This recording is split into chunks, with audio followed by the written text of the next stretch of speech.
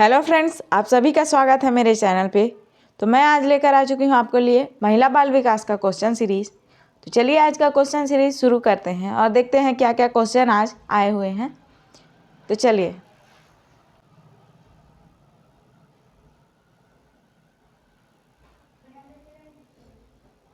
तो ये रहा पहला क्वेश्चन आपके सामने।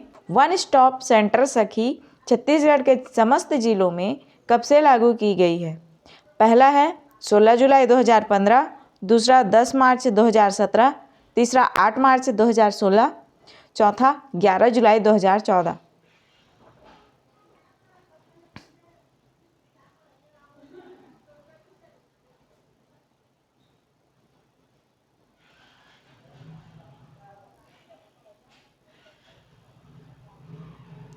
तो इसका सही आंसर हो जाएगा ऑप्शन नंबर बी, 10 मार्च 2017। क्या स्टार्ट किया गया, मतलब लागू किया गया? तो वन स्टॉप सेंटर सखी। चलिए आगे बढ़ते हैं अगले क्वेश्चन पर अपने। अगला क्वेश्चन, मुख्यमंत्री सुपोषण योजना कब से प्रारंभ किया गया है? ऑप्शन ए 2 अक्टूबर 2019, ऑप्शन बी 2 अक्टूबर 2018, ऑप्शन सी 2 अक्टूबर 2020, ऑप्शन डी 2 अक्टूबर 2021।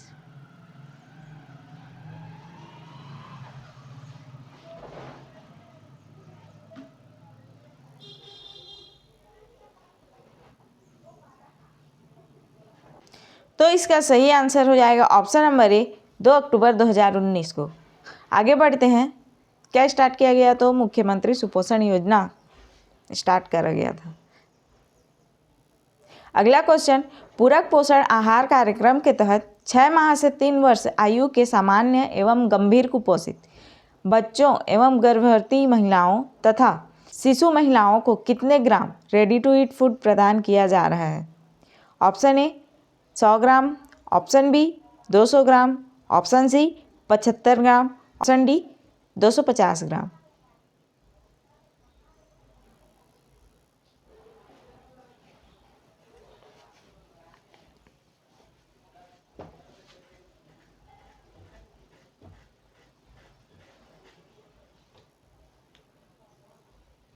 तो इसका सही आंसर हो जाएगा ऑप्शन नंबर बी 200 ग्राम।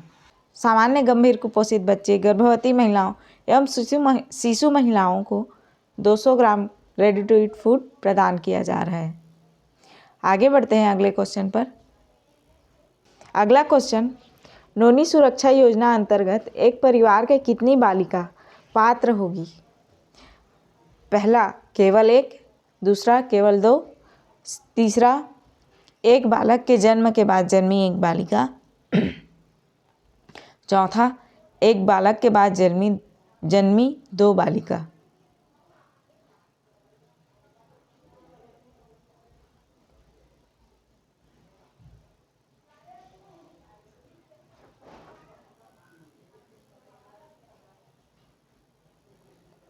तो इसका सही आंसर हो जाएगा ऑप्शन नंबर बी केवल 2, यानी कि 2 बालिकाएं ही पात्र होंगी। आगे बढ़ते हैं अगले क्वेश्चन पर। अगला क्वेश्चन, छत्तीसगढ़ महिला कोष ऋण योजना कब लागू की गई? ऑप्शन ए 15 अगस्त 2003, बी 15 अगस्त 2004, सी 15 अगस्त 2005, डी 15 अगस्त 2006।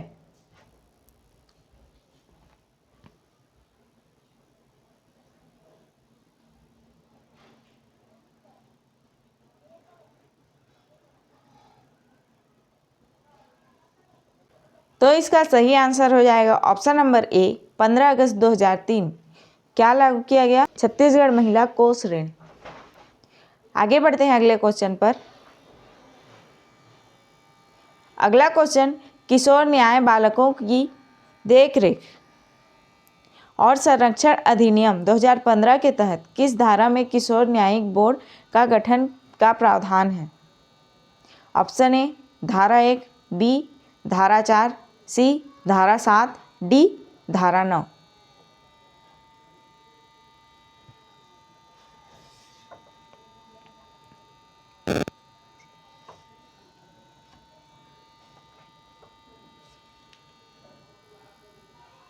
तो तो इसका सही आंसर हो जाएगा ऑप्शन नंबर बी, धारा 4। धारा 4 में क्या है? किशोर न्याय का है, जिसमें बालकों की देखरेख एवं संरक्षण का अधिनियम है। अगला क्वेश्चन, किशोर न्याय बालकों की देखरेख और संरक्षण अधिनियम 2015 के तहत किस धारा में किशोर न्यायिक बोर्ड की शक्तियों एवं कृत्यों का उल्लेख है? ध्यान दीजिएगा, उसमें न्यायिक बोर्ड का गठन कब किया गया था पूछा गया, मतलब किस धारा में किया गया है पूछा गया था।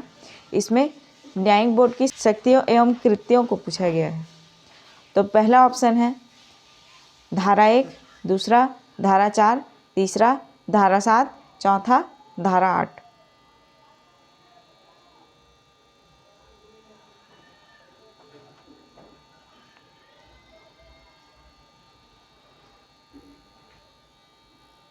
तो इसका सही आंसर हो जाएगा ऑप्शन नंबर डी, धारा 8। धारा 8 में न्यायिक बोर्ड की शक्तियों एवं कृत्यों का उल्लेख है। आगे बढ़ते हैं। अगला क्वेश्चन, किशोर न्याय बालकों की देखरेख और संरक्षण अधिनियम 2015 के तहत किस धारा में बाल कल्याण समिति का उल्लेख किया गया है? यहाँ देखिए, बाल कल्याण समिति का उल्लेख बोला है। ऑप्शन है पहला धारा 11, दूसरा धारा 18, तीसरा धारा 20, चौथा धारा 27।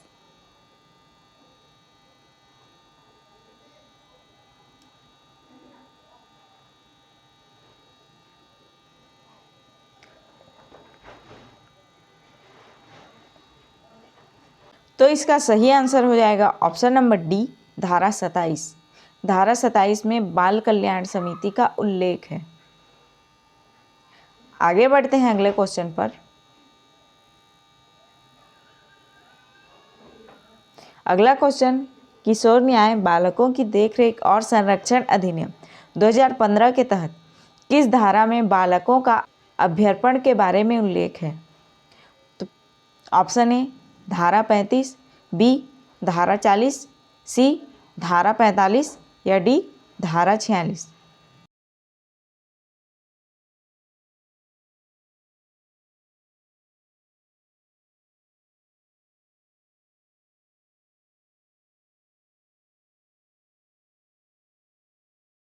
तो इसका सही आंसर हो जाएगा ऑप्शन नंबर ए, धारा 35।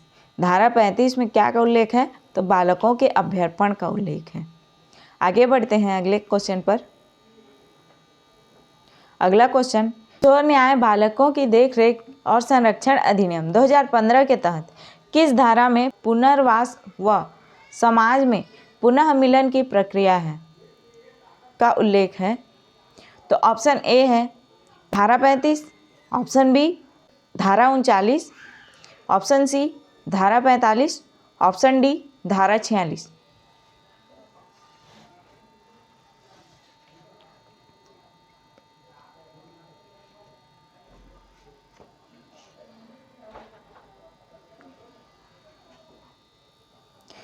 तो इसका सही आंसर हो जाएगा ऑप्शन नंबर सी, धारा 45। क्या का उल्लेख है धारा 45 में? तो पुनर्वास का। आगे बढ़ते हैं अगले क्वेश्चन पर। अगला क्वेश्चन, किशोर न्याय बालकों की देखरेख एवं संरक्षण अधिनियम 2015 के तहत किस धारा में दत्तक ग्रहण का उल्लेख है? तो पहला है धारा 55, दूसरा धारा 56, तीसरा धारा 60, चौथा धारा 62।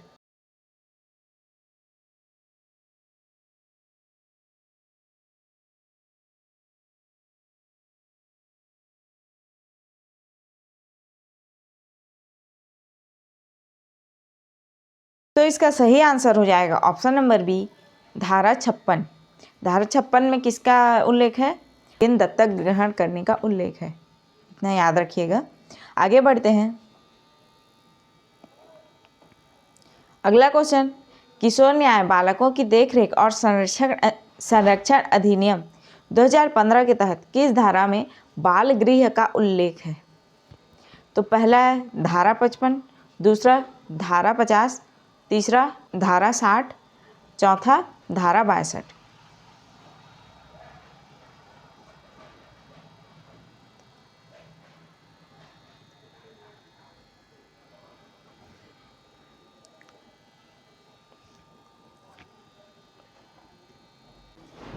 तो इसका सही आंसर हो जाएगा ऑप्शन नंबर बी, धारा 50। धारा 50 में किसका है? तो बाल गृह का, ये बाल है। आगे बढ़ते हैं अगले क्वेश्चन पर। अगला क्वेश्चन, आंगनबाड़ी केंद्र स्थापित करने की स्वीकृति किनके द्वारा प्रदान की जाती है? पहला है राज्य सरकार, दूसरा भारत सरकार, तीसरा दोनों, मतलब कि ए और बी दोनों, चौथा इनमें से कोई नहीं।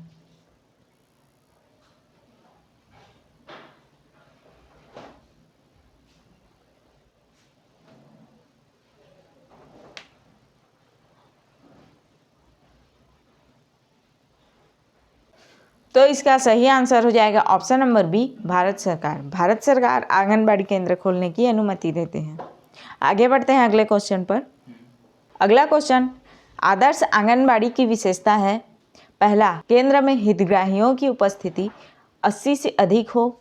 दूसरा, आंगनबाड़ी के कार्य क्षेत्र या ग्राम में विभागीय योजनाओं का बेहतर क्रियान्वयन किया जा रहा हो।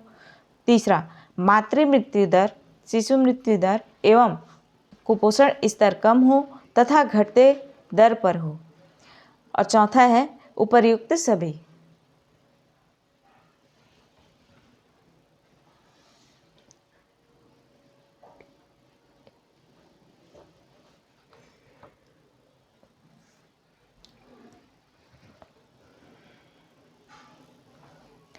तो इसका सही आंसर हो जाएगा ऑप्शन नंबर डी, उपर्युक्त सभी। यानी कि केंद्र में हितग्राहियों की उपस्थिति 80 से अधिक हो और मतलब आंगनबाड़ी में कार्य क्षेत्रों और ग्राम में विभागीय योजनाओं का बेहतर क्रियान्वयन किया जा रहा हो तथा मृत्यु दर, शिशु मृत्यु दर और कुपोषण स्तर कम हो तथा घटते दर पर ही हो। ठीक है, आगे बढ़ते हैं। ये एक आदर्श आंगनबाड़ी की विशेषता है।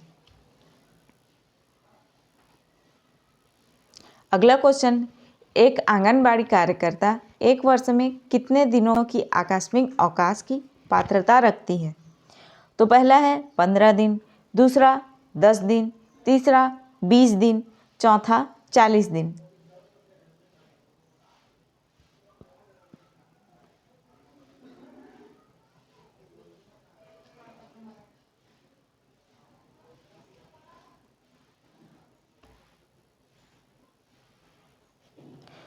तो इसका सही आंसर हो जाएगा ऑप्शन नंबर ए, 15 दिन। आकस्मिक अवकाश लेने की पात्रता 15 दिन की होती है आंगनबाड़ी कार्यकर्ताओं को। चलिए आगे बढ़ते हैं अगले क्वेश्चन पर। अगला क्वेश्चन, वजन त्योहार 2021 का आयोजन कब किया जा रहा है? कब किया गया? तो पहला है 10 जुलाई से 15 जुलाई, दूसरा 7 जुलाई से 13 जुलाई, तीसरा 6 जुलाई से 10 जुलाई, चौथा इनमें से कोई नहीं।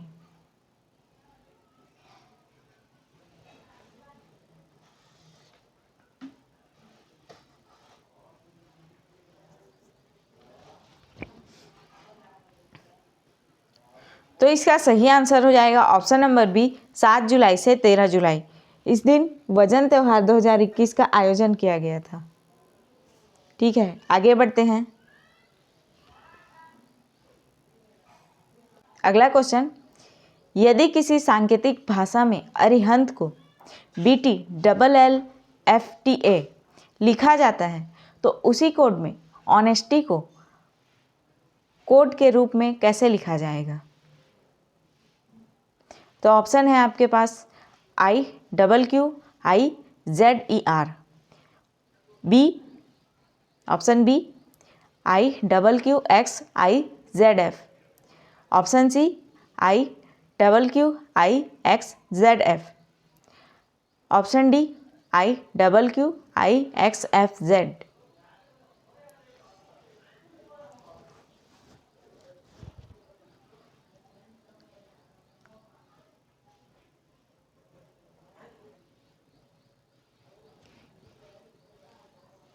तो इसका सही आंसर हो जाएगा ऑप्शन नंबर सी, IQQIXZF। कैसे होगा? तो देखिए यहाँ पर, एक मिनट, अरिहंत का क्या लिया हुआ है? ए के बाद क्या आता है हमारा? तो बी आता है, तो इसमें छोड़ा नहीं है एक भी। फिर देखो आर के बाद एस आता है, उसके बाद टी आता है, मतलब आर के बाद एक छोड़ के अगला अक्षर को लिया है, मतलब अगला लेटर को लिया है इंग्लिश का। उसके बाद आई के बाद एल तो नहीं आता, आई के बाद क्या आता है, आई जे के, यानी कि 2 अक्षर को छोड़ के अगला अक्षर लिया गया है, तो एल, ठीक है। और एच के बाद आई जे के, ठीक है। इसमें 3 अक्षर को छोड़ के अगला अक्षर लिया गया है, मतलब यहाँ भी एल आ गया। उसके बाद A B C D E, 4 अक्षर को छोड़ के अगला 5वां अक्षर लिया गया है, ठीक है, तो एफ आ गया। उसके बाद क्या है, एन और टी, तो N O P Q R S, 5 अक्षर को छोड़ के अगला अक्षर लिया गया है, वो है टी। तो इसमें देखो क्या हो रहा है हमारा, पहले में एक भी नहीं छोड़ा, दूसरे में एक छोड़ा, तीसरे में 2, चौथे में 4, 5वें में 5, 6वें में N O P Q R S, ठीक है, 6वें में 5 छोड़ा, ठीक है। और 7वें में क्या होगा, टी ए, तो आप लोग पीछे चलिए, T S T U V W X Y Z, तो 7 लेटर्स छोड़ के अगला लेटर लिखा है, यानी टी के बाद 7 लेटर छोड़ेंगे हम लोग, तो क्या आएगा, ए आएगा। उसी तरीके से ऑनेस्टी में होगा हमारा क्या, तो एच के बाद बिना छोड़े लास्ट में आई आएगा, आई आ गया हमारा।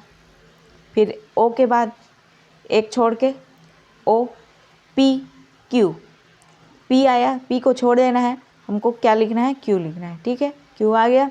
उसके बाद एन है, एन ओ पी, 2 लेटर छोड़ना है, तो 2 लेटर क्या होगा, ओ पी को छोड़े हम लोग, एन है तो ये क्यू आ गया, ठीक है। अब क्या दिया है, ई, ई के बाद कितना छोड़ना है हम लोग को, 2 छोड़ दिया, 3 छोड़ना है, एन सॉरी ई एफ जी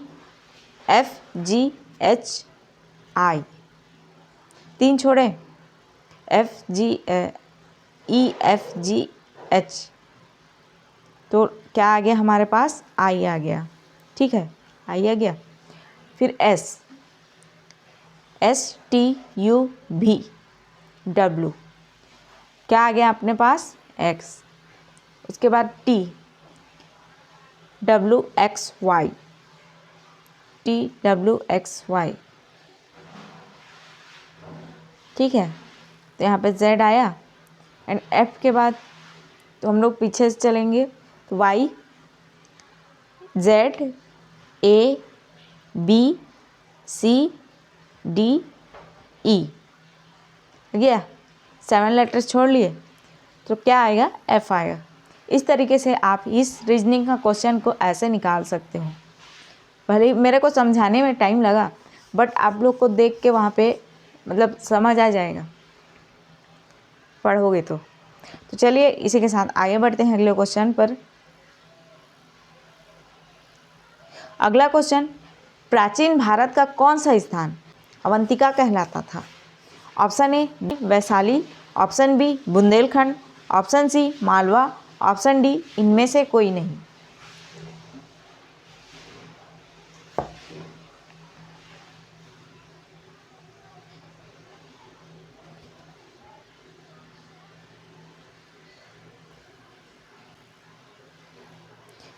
इसका सही आंसर हो जाएगा ऑप्शन नंबर सी मालवा।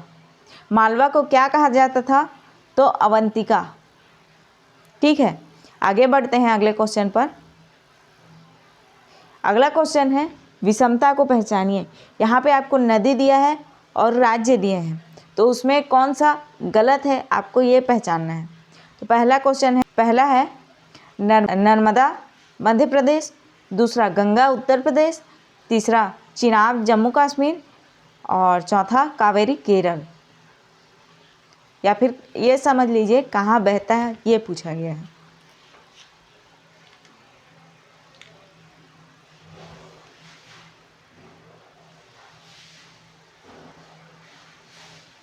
तो इसका सही आंसर हो जाएगा ऑप्शन नंबर डी, कावेरी, जो केरल में बहती है करके इसमें लिखा हुआ है, लेकिन गलत है। आगे बढ़ते हैं अगले क्वेश्चन पर।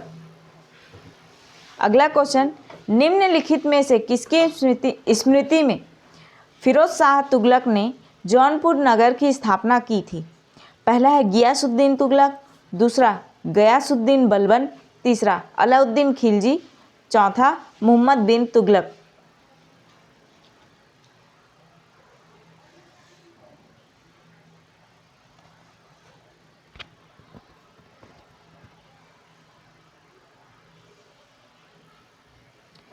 तो इसका सही आंसर हो जाएगा ऑप्शन नंबर डी, मोहम्मद बिन तुगलक। तो इसी के साथ हमारा आज का क्वेश्चन सीरीज यहीं ख़त्म होता है। आई होप आप लोग को आज का क्वेश्चन सीरीज अच्छा लगा होगा। अगर अच्छा लगा है तो प्लीज़ वीडियो को लाइक एंड चैनल को सब्सक्राइब कर दीजिएगा। जल्द ही मिलते हैं ऐसा ही नए नए क्वेश्चन सीरीज के साथ। तब तक के लिए जय जोहार, जय छत्तीसगढ़। Thank you.